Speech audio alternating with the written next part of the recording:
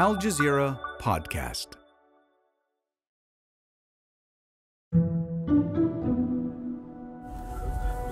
We're driving through the villages, the border villages in southern Lebanon. They're empty. People have left their homes, their livelihoods. Zaina Khader covers Lebanon for Al Jazeera English, and she's been back and forth between Beirut and the Lebanon-Israel border for the last 3 weeks. We always listen to the Hezbollah-run the radio station because they're the first to announce if the group launches an attack against an Israeli military position. Since fighters from Hamas launched an attack against Israel on October 7th, Lebanon's Hezbollah militia has regularly struck Israeli forces along those countries' border. Lebanon's militant group, Hezbollah, has been exchanging fire with Israeli soldiers along the border, raising concerns that violence could spread throughout the region. So far, more than 50 people have been killed, including a journalist from Reuters covering the events. 6 other journalists, 2 of them from Al Jazeera Arabic, were injured in an attack by the Israeli military that Reporters Without Borders has said was intentional. They were struck while covering the escalating tensions near the southern Lebanese border with Israel. Reuters cameraman Issam Abdallah was killed, while Al Jazeera journalists Carmen Jo Khader and Eli Brachia were injured and taken to hospital. It's the most serious fighting between the two groups since the devastating war in 2006.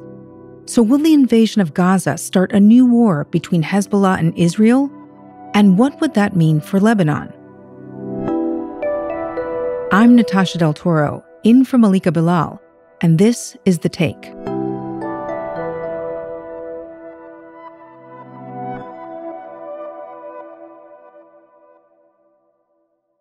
I'm Zaina Khader. I'm a correspondent with Al Jazeera English. I've been with the channel since it launched in 2006.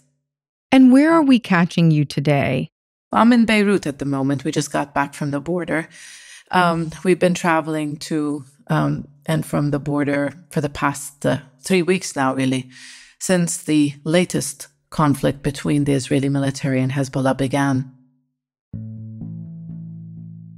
Describe the situation at the border for us since October 7th. We know that under normal circumstances, there are occasional exchanges of fire between Hezbollah and Israel. But what's happened since that day?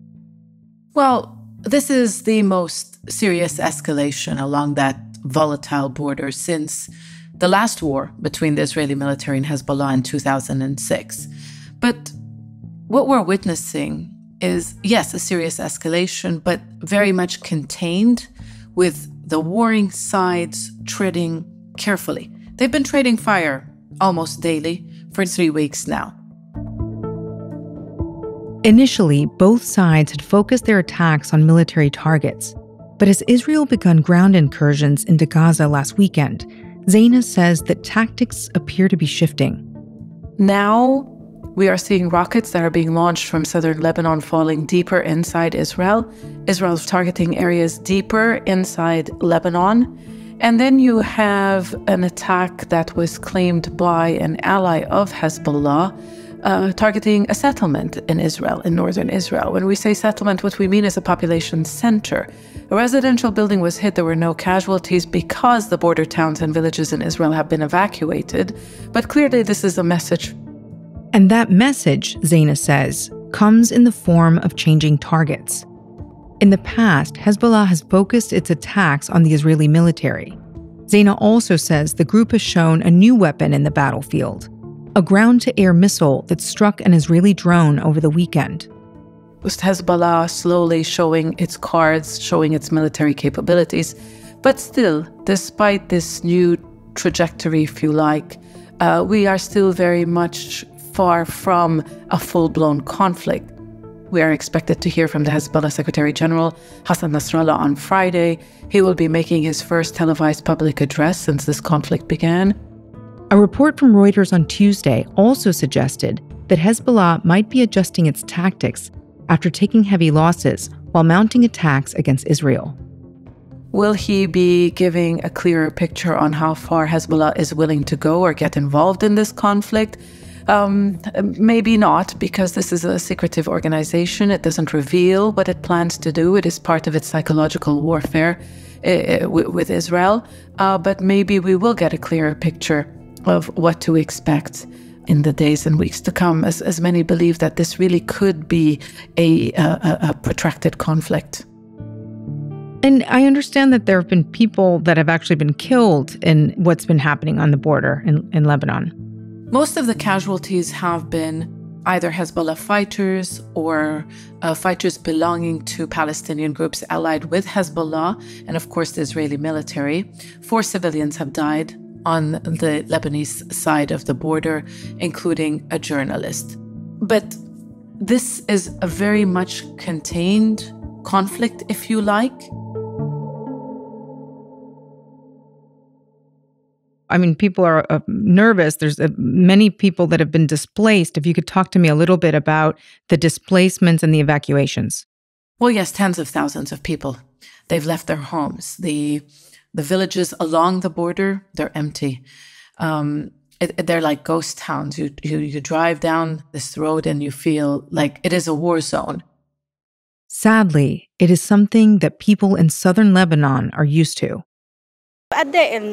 We lived under Israeli occupation. We've been displaced in previous wars. Our homes have been destroyed. We really have nothing. Look where we are now. People's shops closed, and it couldn't really come at a worse time for the people in this country, because it's year 4 of an economic collapse, a financial collapse, a state which is nearly bankrupt, people who have lost their savings in banks, unemployment at an all-time high. Many people, if they do not work every day, then they cannot put food on the table at night. Lebanese officials say the country is already in economic crisis, and if there is an all-out war, it would struggle to support displaced people. This is something Lebanese citizens are acutely aware of. We're worried about engaging in a war. The country is devastated and facing economic collapse. We're not ready for war, but it looks like we'll be affected by what's happening in Gaza. Lebanon must not go to war. We're not ready by any means. The economic situation is terrible. It's impossible to handle a war. It could be weeks before they return back, and they cannot rely on the state for help, because the state has very limited resources. I want to definitely dig deeper into what is happening, the political and economic conditions in Lebanon right now. But for people that maybe aren't as familiar with the region, I mean, I imagine that a lot of people, at least in the West, have been learning a lot since October 7th.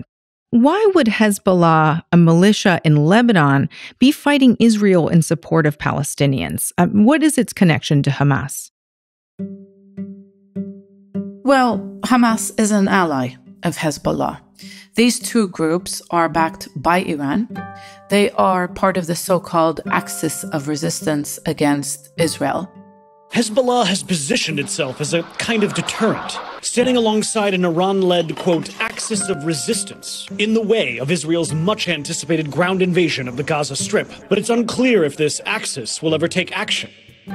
Really, Iran's broader strategy has been to create this multi-front threat to Israel, if you like, that Israel could face threats not just from its southern border, from Gaza, where Hamas is based, but the northern border, where Hezbollah is based, but also the Syrian border, where Iran has a number of armed groups allied with it, including Hezbollah. And this is what we've seen. This is the card that Iran and its allies have played. It has put this option on the table that if you escalate and if you continue the attacks against Gaza, then you will face a multi-front threat. And it's not just against Israel, because these groups blame the United States' unwavering support and unconditional support for Israel that gives it a green light to continue its attacks against Gaza. We've seen attacks against U.S. troops in Iraq, and that's why Hezbollah has, in one way or another, entered this conflict from the first day. Hamas made an appeal and said, other groups need to fight alongside us against Israel, and Hezbollah heeded that call. As Zaina mentioned, the party's leader, Hassan Nasrallah, is expected to give a speech this Friday. Well, it's not an easy decision for Hezbollah to make, to actually enter this conflict with its full military capabilities, because it has to take into account Israel's response. And Hezbollah is not a group that has, for example, military barracks. It has strongholds in this country. And like what happened in 2006, Israel targeted, for example, the southern suburbs of Beirut, a very densely populated area. More than 500,000 people live there. And these people are Hezbollah supporters, and in many ways they were punished. And Israel accused Hezbollah of launching rockets, for example, in villages from southern Lebanon. Many villages were flattened in 2006. The war in Lebanon lasted 33 days. It's estimated that over 1,100 Lebanese died. On the Israeli side, 44 civilians and 121 soldiers died. So Hezbollah has to take this into account. No doubt it can fire thousands of rockets and target Israeli cities, but Israel can do the same thing as well. And unlike in 2006, this country is bankrupt. Who will pay for reconstruction? They could face a backlash from their own support base, who too are suffering from this economic crisis. So it's not an easy decision. But Hezbollah, of course, there are strategic considerations. Hezbollah has not said clearly when it will enter this conflict with its full military capabilities, except saying that Gaza will not fall. They have said that they're ready for any possibility and that they don't want to reveal what they plan to do next. But they have said that they would enter this conflict or escalate according to the needs on the ground in Gaza. That's as far as what they have said. After the break, we'll talk about some of those potential escalations and what a conflict would mean for Lebanon.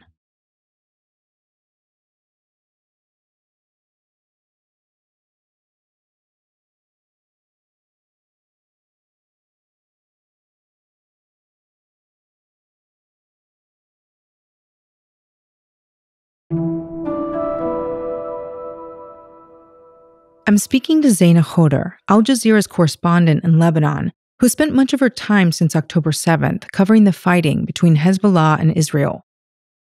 The last time that Israel and Hezbollah fought a war was in 2006, and more than 1,000 Lebanese were killed, and Israel failed in an attempt to reoccupy southern Lebanon.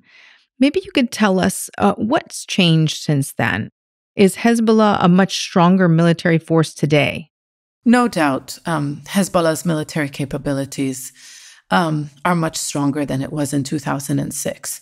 Its missile arsenal, for example, much more advanced in precision as well, in scale, in range. The Hezbollah Secretary General Hassan Nasrallah really boasts about the fact that he has precision-guided long-range rockets that can hit all parts of Israel.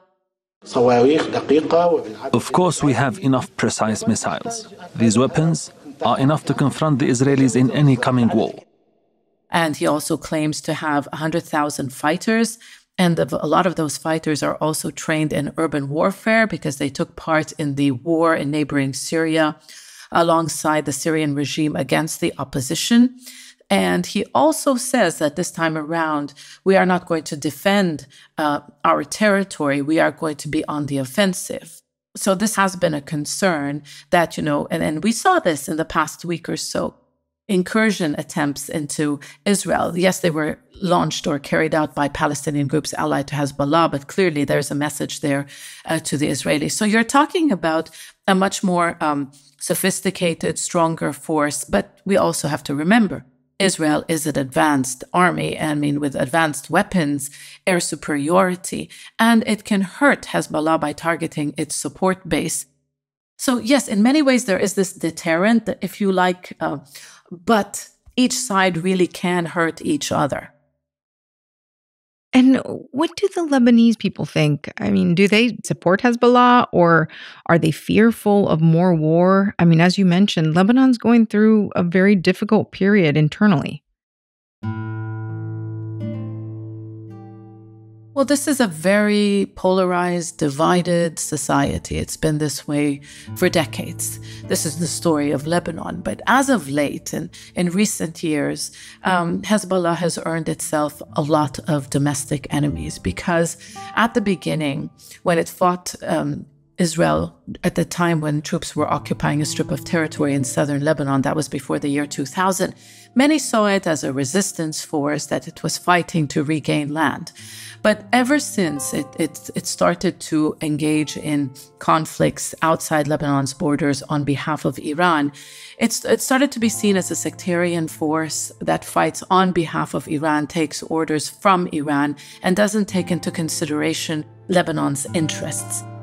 Iran's Revolutionary Guards founded Hezbollah in 1982 in the middle of Lebanon's civil war. It was part of Iran's effort to export its Islamic revolution around the region and fight Israeli forces after their invasion of Lebanon. Iran gives Hezbollah weapons and money. The US estimates Iran has allocated it hundreds of millions of dollars annually.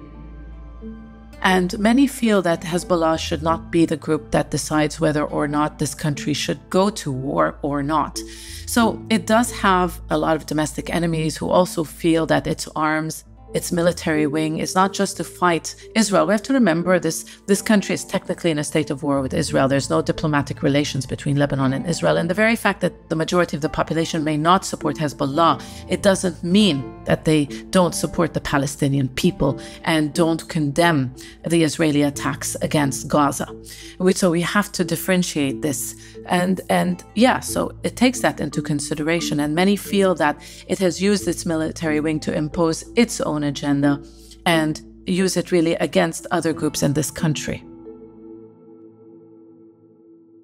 Finally, Zeina, I wanted to ask you, I know this is a heavy question, but as a journalist who's been covering Lebanon and the region for many, many years, what has this all been like for you?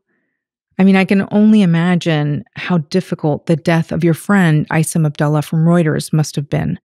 And of course, Al Jazeera journalists Carmen Juhadar and Ili Brakia were also injured in that attack. Well, no doubt it's not easy. It's not easy losing friends, colleagues. Aissam Abdallah was a friend.